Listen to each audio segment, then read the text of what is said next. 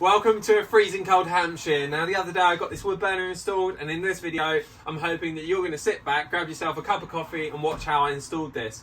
Now I want to say up front, I'm not a HESAS qualified engineer, so you need to do your due diligence on installing a wood burner and the safety precautions that you should take. A few of those I'm going to mention is air gaps around the wood burner to make sure that you've got sufficient breathing space for it to cool down, and make sure that you've got stuff that's not directly onto combustible materials. There's going to be an extra spacer going in here and an extra spacer going on the back to make sure that those surfaces are not directly transferring the heat through to wooden surfaces.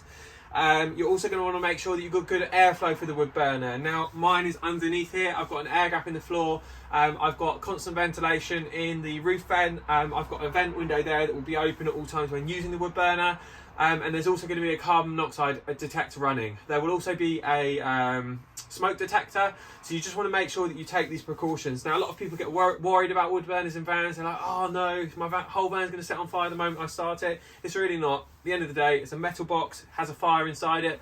As long as you take the proper precautions, you're not going to set your van on fire. It's no different to having a electrical system. If you install it poorly, if you don't apply the correct fuses, if you don't use the correct cable sizing and stuff like that, you could easily set your van on fire through an electrical system or a poor electrical component in your van. So don't get too worked up about installing a wood burner in your van thinking that it's going to set the whole thing on fire, because it's not if you do it safely. So in this video I'm going to show you, the main thing is getting this flue lined up. Obviously you want to decide on the location of your wood burner, and then from that point on you want to figure out how you're going to install it accurately to make sure that the flue fits through the roof and seats into the wood burner itself. So if you want to know how to do that and which pieces of equipment you should use, then please continue watching the video. I hope it's really helpful for you. Sit back, make yourself a cup of coffee, and I hope it's a bit warmer in the world wherever you're watching this from. So enjoy the video, and please, if you find it helpful, give it a thumbs up. If you know somebody that wants to install one of these in their van, then please recommend this video to them. If there's anything you think I could add or that you want covered in an update video, then please also leave a comment for that, and I will try and do an update video in the next few weeks to answer any questions you may have. So enjoy, and I hope this is informative. So it's freezing cold here today, but I'm going to be getting this wood burner installed. So if you look down there, I've got the male end at the moment seated in the top of the wood burner. I've lined that up. Now this one is a metre. I've got a 500 centimetre one outside, so half a metre. And I'm going to go up through the ceiling. I don't want to come too high through the roof because it looks like you've got a sail on the top of your van. So I wanted to bring it down as low as possible. Now, when I'm figuring my calculations out, I've got to take this little hat into account here. This is a fire-resistant silicone kind of flashing seal thing, and it's made by a company called Aztec. You can get these online, I'll put the below. I've also got one of these. It's like a rain cap that also helps with downdrafts, so that has to go on top, and obviously that is quite a large unit, so I don't want to go too high because I want to keep this as low to the roof of the van as I can. I don't know if you can see in here, but it seats, and there's little tabs there which stop the flue from going any higher, so that'll get a nice seal on top. Can't show you in here. That'll go on. And then what I can do is I can screw through the sidewall, and that will go through the side of this, and it will go into the flue to make sure that that stays seated. So yeah, that's the wood burner so far. What I've done is, so I've calculated my height that I need, and I'm going to take the height off of this one here. Reason is I need a male inside. The longest part of the flue is the part that I want to use first, and then I'll use the joiner further up. But the other one needs to have a female coming inside going down.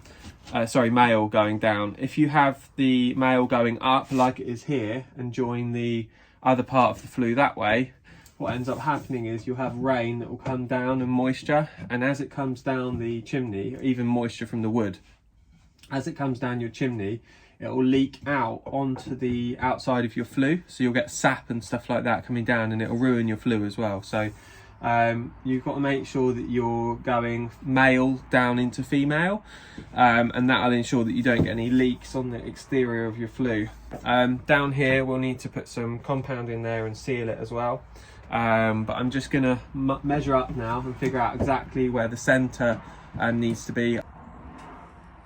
Okay, so what I've done is taken those 2 pieces of string, and if we measure, we want it about 2 inches. So there you go, 2 inches that way and 2 inches that way.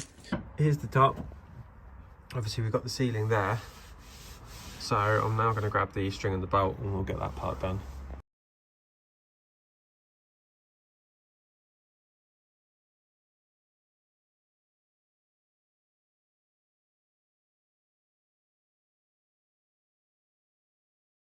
Now you can see we've got this mark just here, so we're going to go through the centre of that, and that is in line with the flue itself. So in this section I'm just cutting the pipe down to size. I'm wearing goggles. You might want to wear gloves for this step, but I'm just tracing around the outside. I've used some masking tape to give me my edges, and I'm just following that around with the grinder. Okay, so I've got a pilot drill, it's 2.5 millimeters, and I'm just going to go up through the centre of that mark that we made earlier to the roof.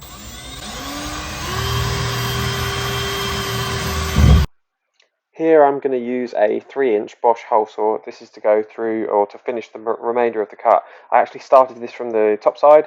Make sure you're wearing glasses when you do this, and try and get the majority of the cut done from the top. That will save you getting any metal filings on yourself. Like I said, wear glasses. You don't want this stuff going in your eyes.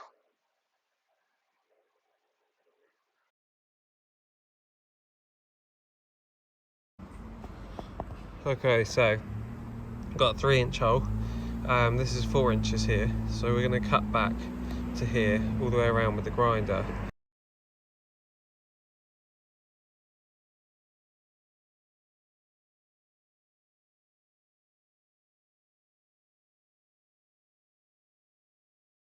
So we've drilled, grinded them out. They should look a bit like this. Now we're going to go get some grips and we're going to bend those up, and then we'll see if we can get the flue in.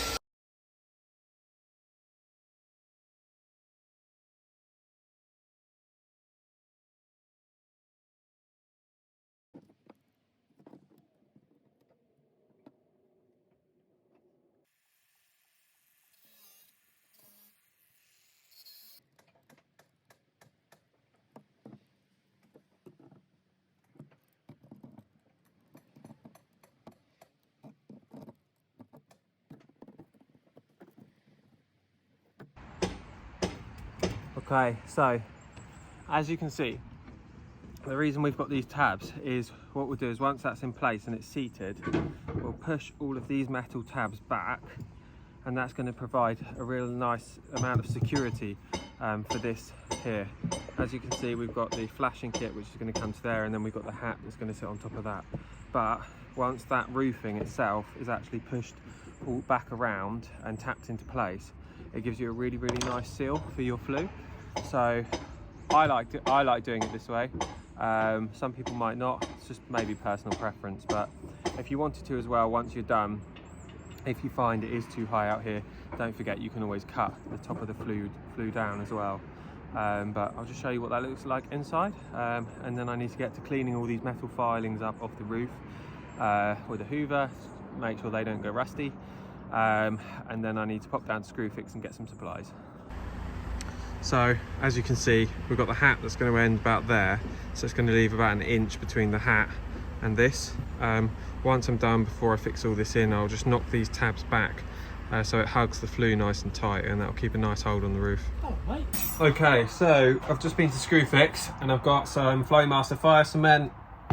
We've got some Easy Drive 25mm roofing screws, so they've got a little rubber washer on top to stop the water getting in, and they are going to go around the yellow flange that we've got. And then we have also got some fire resistant silicone, and that is just going to go around the roof boot kit on the inside, and then I'm going to use some Sikaflex to watertight seal the outer part of the surround. But let's get this plastic sheathing off. We'll get the we've got a little aluminium fire surround here for the ceiling, that's going to go up as well. I need to drill and countersink that one so we can get that nicely up there. I'm going to make a frame around the roof for that so it finishes it off nicely. Other than that, yeah, I think it's time to get on before it starts getting dark.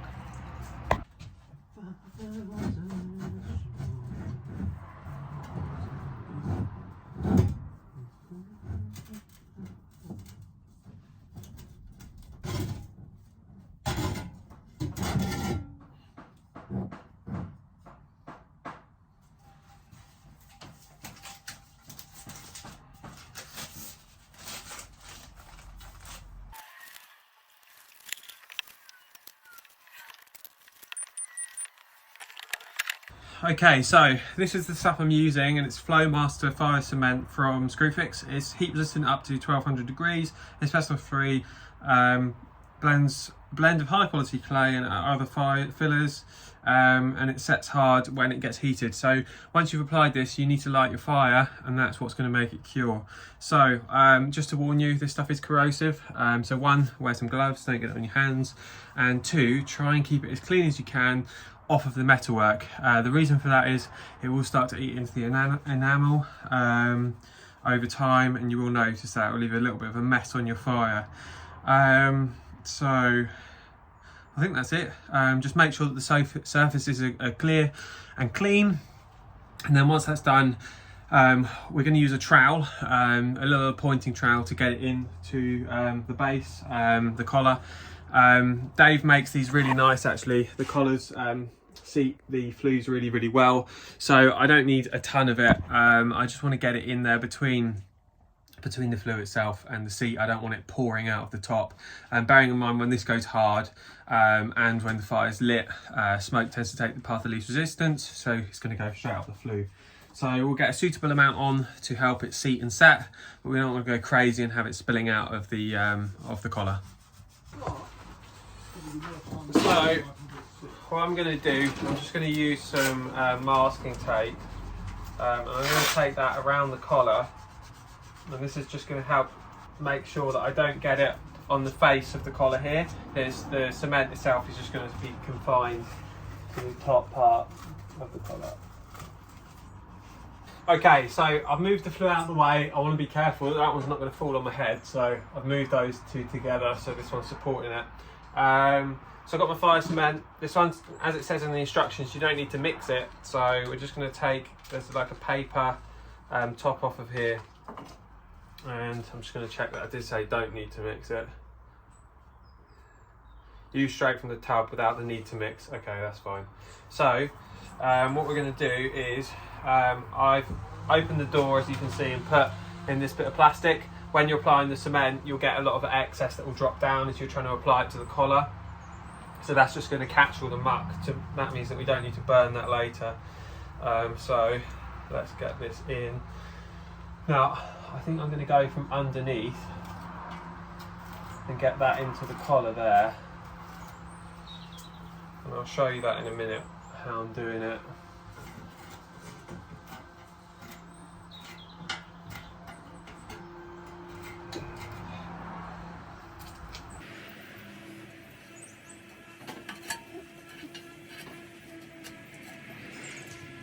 This stuff is quite sticky as well, so you don't need to worry too much. Just get nice and over the seat. Lovely. So, I've already got that seated now. So, I'll just show you. So as you can see, I've got the cement there. The bottom of the seat is just here, so I've got it on top of that lip. I'm going to lower this flue down in place, and what I'll do is I'll just jiggle it around to seat it. As you can see, the tape's all the way around to make sure that it doesn't spill over onto here. So let's try that. A bit of a balancing act. Like I said, I don't want that to drop on my head. So if we get this, seat that way. So that is seated in there now.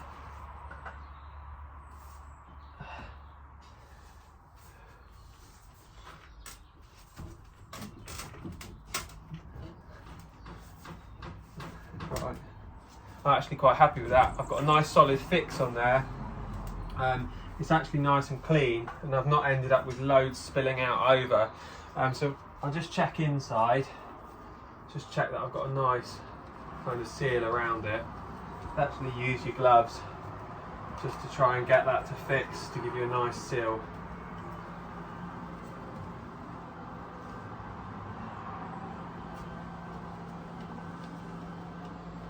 Right, yeah, that's fine. That's sealed all the way around. So what I'll do is I'll change this glove because it's covered in putty now and I don't want to get that on the nice enamel up the top. So we'll move up now and I'm just going to kind of repeat the same process a little bit, but we'll show you that. Once that's in, we're going to on this one I actually need to get the aluminium surrounding at the same time before I seat that one. So let's get in and do that now. So that side is in fact nicer than that side because I've scuffed all that up. So I'm going to use the non-scuff side and put that towards the back. Okay, so this is a nice little pointing trowel that my dad's got, luckily for me. Now as you can see, we've got the male portion here, which is going to seat in the flue. So we're just going to apply a nice little coat to the exterior here. Again, try not to get this on the outside too much. Reason being is it will sort of corrode over time.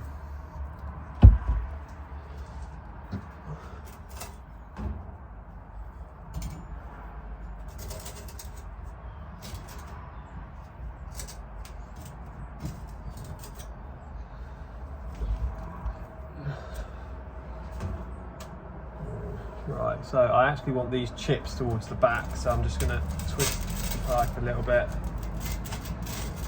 to achieve that.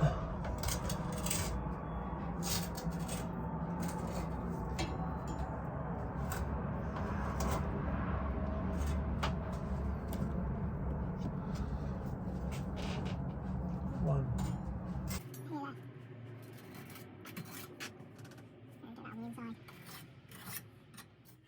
You just want to make sure there's nice coverage, so when this seats down. Right, so. That will eventually seat nicely. I've got some paper around here somewhere.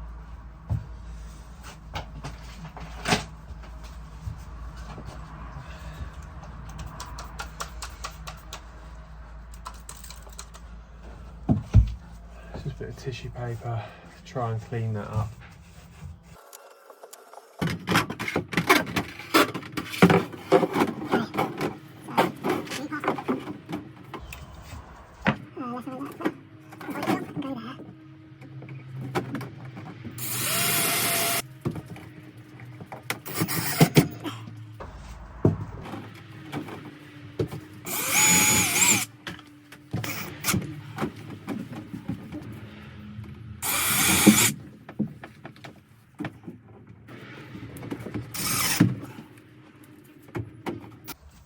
Now that's up, let me show you. So we've got this now. There is going to be a frame. I'm going to make a frame to go over it to cover up the edges and neaten it up a little bit. But that's got a gap all the way around. It's just really to finish off the ceiling and give us a gap around the flue. So now that's in, we're going to go up to the roof. I'm going to tap those tabs around that we showed you earlier, and then we're going to start doing the flashing kit. All we're doing is just, oh, you're moving as well. So all I'm doing, as you can see, the tabs at the moment, they're away from the flue. So all I want to do is just gently Tap them back towards the flue, and that's just going to help secure it in place.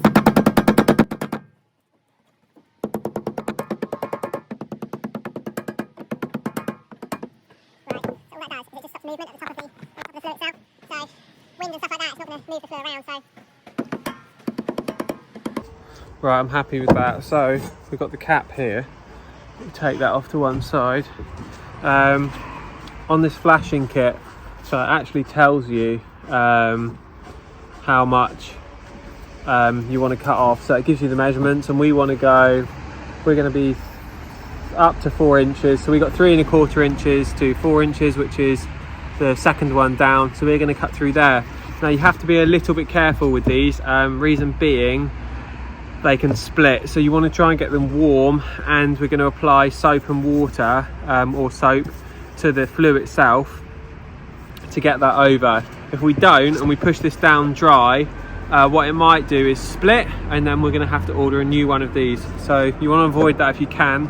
But first, what I'm going to do is I'm just going to clean up the area. So that flashing kit is going to be sealing around here.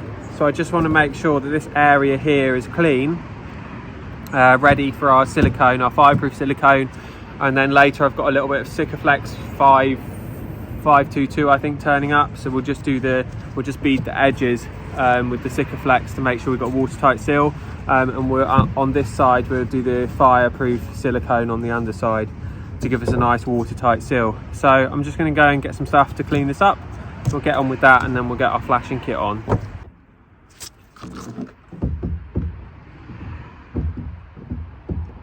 So I've got some degreaser here, which I decanted earlier when I was doing the respray, if I can get any out. So we'll just get some of that on the bodywork. This will just make sure there's nothing nasty hanging around.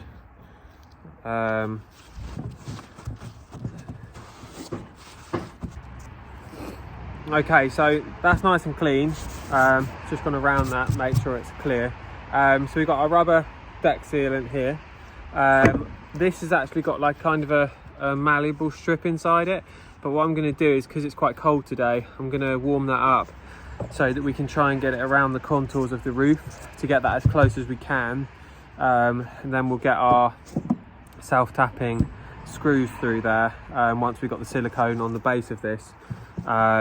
Yeah, so let's cut that off, get that in there. Just have a look.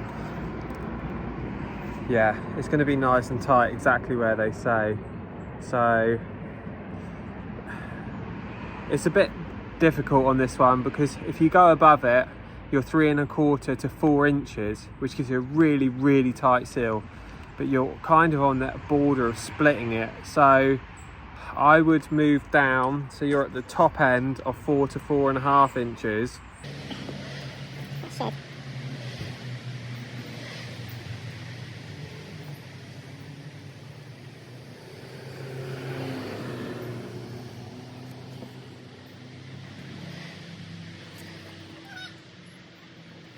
Right. Yeah, so that's good there. That is Still stretching. So what I'm going to do is we're going to get some soap, and then we're just going to let's see if we can do this slowly. It is quite grippy though, so oh no, we can't.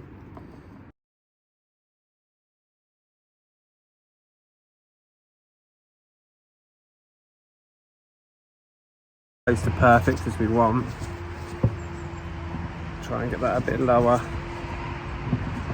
and then we'll focus on getting the fire sealant underneath. You see what I mean, sort of there. We want to mould that as best we can around these different shapes and bends in the roof. Don't forget, we can go straight through this flashing, the silver flashing here, with our self-tapping screws, and we'll obviously go close as we can on the groove there, as close as we can again on the groove, just to seal all those up. And like I said, once we're totally done, we'll clean it up again, and we'll go around the very edge of it with a bead of mastic, just to make sure that is watertight. But let's have a look. There you go. So we're left with probably about 40 to 50 millimeters there, but I'm happy with that. I didn't want to bring this cap right down so it's on top of the flashing. At the end of the day, it's there to serve a purpose, isn't it? The longer you can get the flue, the better. And to save 40 mil visibility wise, it's not going to make that much of a difference. If you're going into height restricted places, still not going to make a difference, because they're all sort of 2 meters and under. So let's get that warmed up, sealed in place, screwed down, and then we can get our cap on.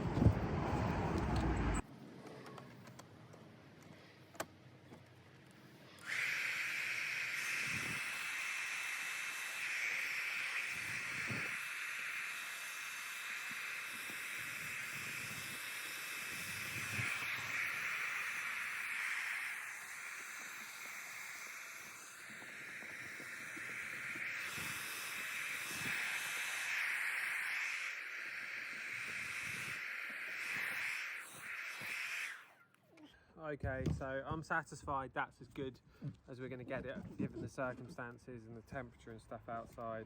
So let's just clean that up. Gonna go get my mastic gun and we'll start putting the fire silicone underneath.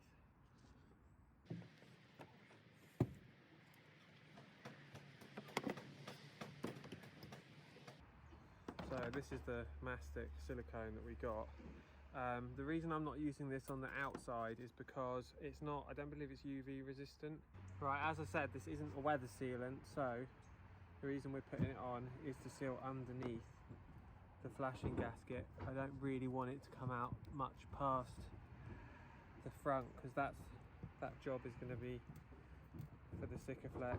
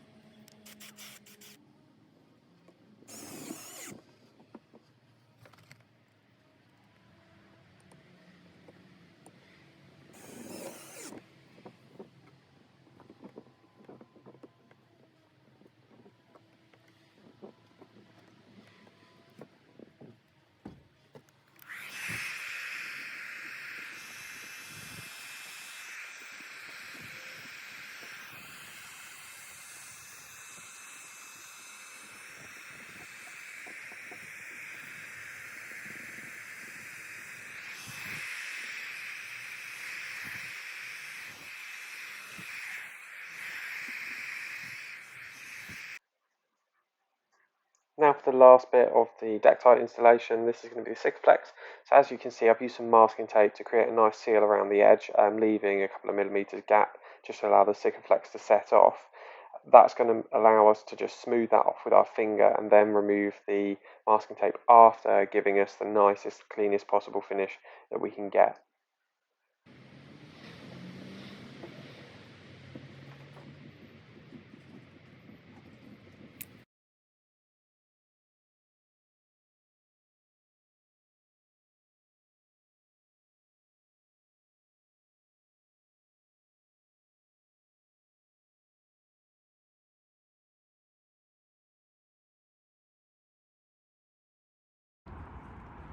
Okay, so there it is, all sealed off. Unfortunately, with the Raptor being bumpy like it is, it's not the easiest surface to kind of clean up afterwards. But I got as close as I possibly can. I'm not going to play around with it too much. I'm going to leave that to set off. Stuff like here, I'll try and clean up after the rest of the Sikaflex has gone off. But that should just produce a nice seal around the base to make sure that we're not going to get any leaks.